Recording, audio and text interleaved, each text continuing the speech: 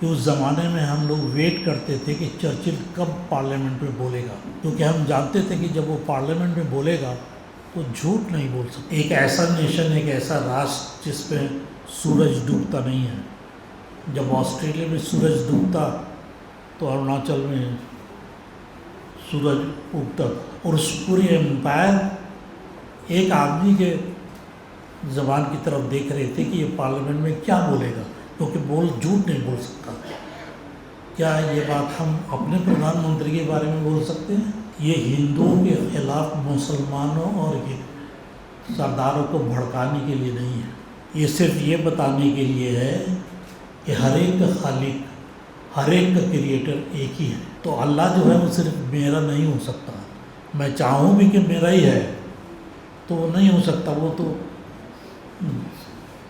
दयाल सिंह साहब का भी अल्लाह वो नहीं होगा, वो चाहे चाहे माने ना माने। इसका मतलब ये नहीं कि सिख आज से तैयार हो जाए कि हम मेजॉरिटी को ख़त्म करें, नहीं, ये मतलब नहीं है। लेकिन इस बात को रियलाइज़ करना चाहिए, जो अंग्रेजी में बोलते हैं ना, wearer knows where the shoe pinches.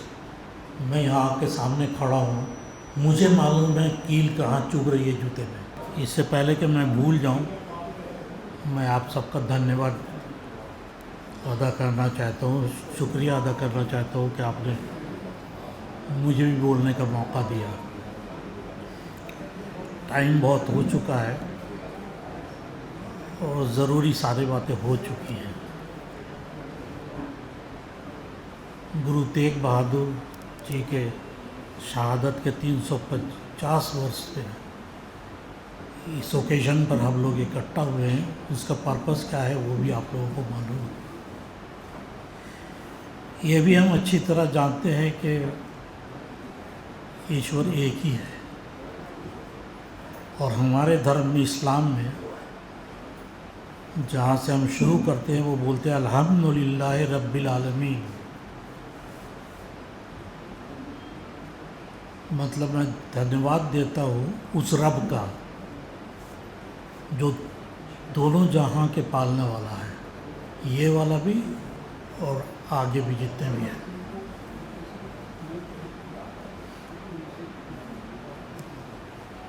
कहीं भी इस्लाम ने ये नहीं बोला कि मैं रब्बुल मुस्लिमीन हूँ, मैं मुसलमानों का रब हूँ, कहीं भी नहीं। और गुरु गोविंद जी से पूछा गया, जैसे कि हमें सरदार दयाल सिंह ने बताया कि ईश्वर क्या है, उन्होंने बोला सत्य। जो सच है वही ईश्वर है। लेकिन सच क्या है ये भी हमें पता करना पड़ रहा है। अभी हमने सुना 84 के राइट्स के बारे में, 2002 के राइट्स के बारे में, 89 के राइट्स के बारे में।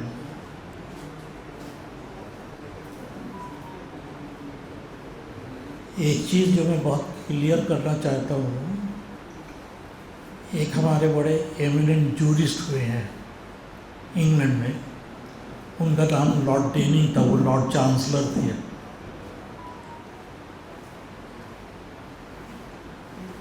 हमारे जस्टिस रंजीत सिंह बहुत अच्छी तरह जानते हो, पर्सनली नहीं जानते, उनके बारे में जानते हैं। उन्होंने एक किताब लिखी है, उसमें उन्होंने वो बयान किया है कि जब सेकेंड वर्ल्ड वॉर चल रहा था तो इंग्लैंड की क्या परिस्थिति थी। उस टाइम में बमबारी हो रही थी इंग्लैंड में, और मीडिया पे बड़ा ज़बरदस्त सेंसरशिप था। आप बीबीसी के अलावा बाहर का कोई रेडियो नहीं सुन सकते थे। जापान का रेडियो, जर्मनी का रेडियो, ये सब नहीं सुन सकते थे। और वो बोलते हैं कि जब हम लोग सुनते थे तो हमारा रेडियो बोलता था कि हमने 5 एयरक्राफ्ट गिरा दिए, और जर्मन का न्यूज़ सुनते तो वो बोलते हैं हमने 10 उड़ा दिए। तो हमें पता ही नहीं होता था कि सच कौन बोल रहा है और कहाँ बोल रहा है। आज शायद हमारी परिस्थिति ऐसी ही है। तो उन्होंने बोला, और इसको गौर कीजिएगा, कि उस ज़माने में हम लोग वेट करते थे कि चर्चिल कब पार्लियामेंट में बोलेगा। और मानिए चर्चिल के अंदर बहुत खराबियाँ भी थी, उसको रिमूव भी किया गया था, लेकिन उसको लाया गया और उस पर उसकी कौम का ट्रस्ट देखिए। उन्होंने बोला, क्योंकि हम जानते थे कि जब वो पार्लियामेंट में बोलेगा तो झूठ नहीं बोल सकता।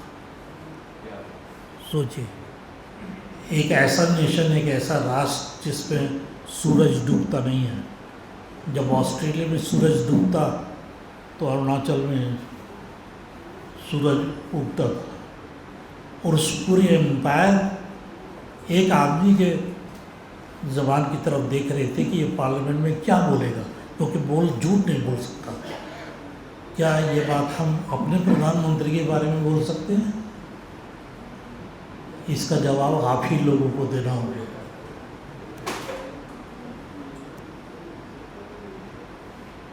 ये जो सभा आयोजित की गई है,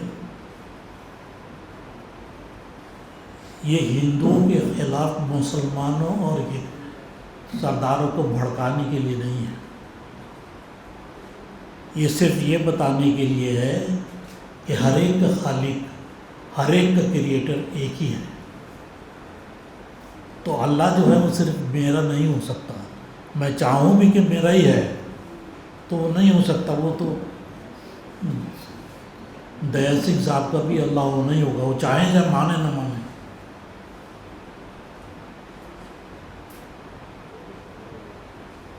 और अगर खालिक एक है, क्रिएटर एक है, बनाने वाला एक है, तो वो एक से दूसरे को कैसे जुदा कर सकता है? वो कैसे बोलेगा नहीं मुसलमान मुझे प्यारे है और सरदार मुझे प्यारे नहीं है?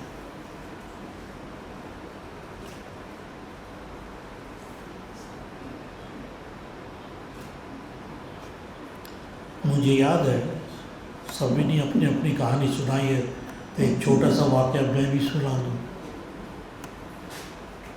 जब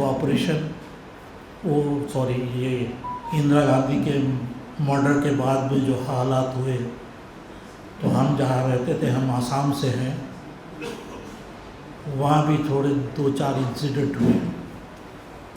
आप लोगों को मालूम होगा शायद, आसाम में भी धुबड़ी में बहुत बड़ा गुरुद्वारा है, जिसमें हर साल लाखों सिख जो है जाते हैं दर्शन करने के लिए, माथा टेकने के लिए।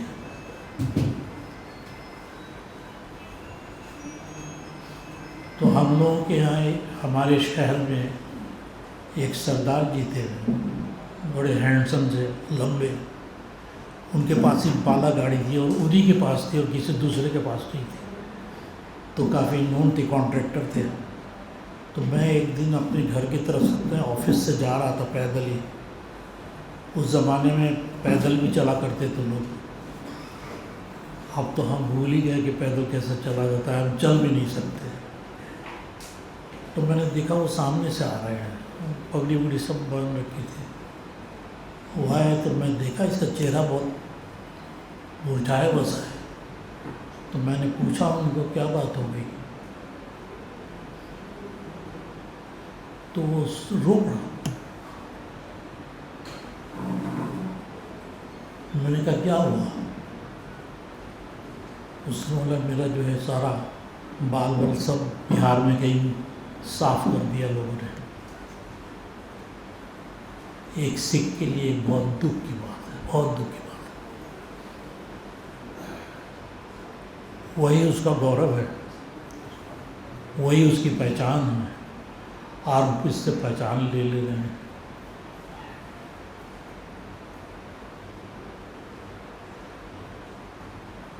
तो फिर मुझे ख्याल आया कि कुछ करना चाहिए। मैं 1-2 दोस्तों को मिला उसी दिन, और फिर हम लोगों ने एक कैंपेन सा शुरू किया कि जो भी हो गया हो,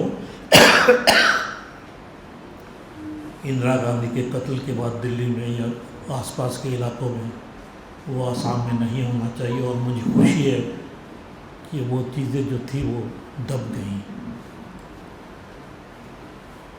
आदिब साहब ने एक दिन उससे पूछा बड़े गुस्से में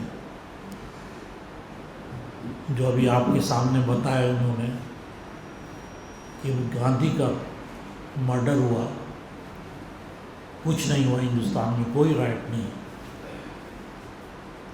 इंदिरा गांधी का मर्डर हुआ, हजारों घर बर्बाद हो गए, कौन कहाँ मारा गया कुछ पता नहीं। इसको माइनॉरिटी बोलते हैं, क्योंकि सिख माइनॉरिटी में है। इसका मतलब ये नहीं कि सिख आज से तैयार हो जाए कि हम मेजॉरिटी को ख़त्म करें, नहीं, ये मतलब नहीं है। लेकिन इस बात को रियलाइज़ करना चाहिए, जो अंग्रेजी में बोलते हैं ना, wearer knows where the shoe pinches. मैं यहाँ आपके सामने खड़ा हूँ, मुझे मालूम है कील कहाँ चुभ रही है जूते में। तो ये कोई सिख हो या ना हो, उसको ये मालूम होना चाहिए कि ये दर्द कैसा होता है। अभी हमने ये भी सुना, हम लोग जानते हैं कि वो सतलज या क्या नाम है उस फिल्म का, उसे बैन कर दिया गया। मैंने देखने की काफ़ी कोशिश की लेकिन देख नहीं पाया हो। सुना है थोड़ा सा हिस्सा उसका नेटफ्लिक्स में आया है, नेटफ्लिक्स में या यूट्यूब पे।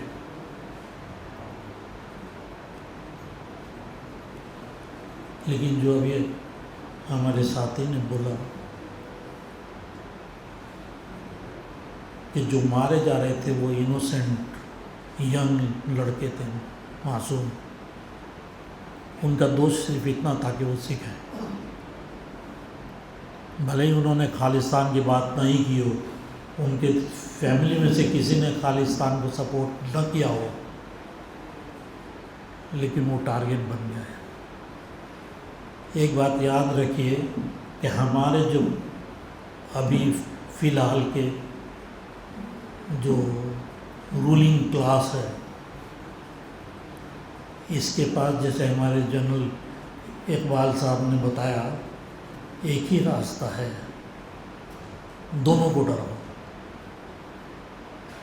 हिंदुओं को डराओ कि मुसलमान तुम्हें खा जाएंगे, मार देंगे, ख़त्म कर देंगे, हम हैं, हम ही तुमको सेव कर रहे हैं। और मुसलमानों को डराओ कि अगर हम नहीं होंगे तो तुम समझो तुम्हारे साथ क्या होने वाला है। और हम इसी चक्की में हम पिस रहे हैं।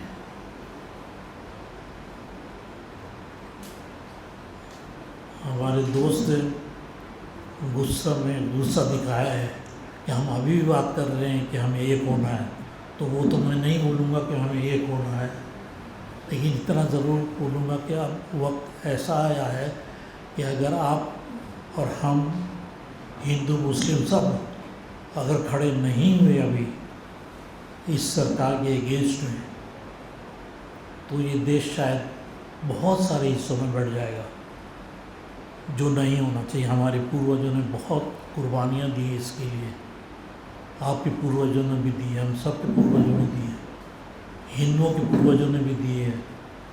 महात्मा गांधी ने अपनी कुर्बानी दी, वो कोई सिख तो नहीं थे, ना मुसलमान थे, वो तो हिंदू ही थे। उनकी कुर्बानी को हम याद रखें और हमें पूरी कोशिश करनी चाहिए। और मैं थोड़ा ऑप्टिमिस्टिक आदमी, इसलिए मैं सोचता हूँ कि ज़रूर कुछ न कुछ ऊपर वाले इसका हल ज़रूर निकालेगा जब हम कामयाब होंगे।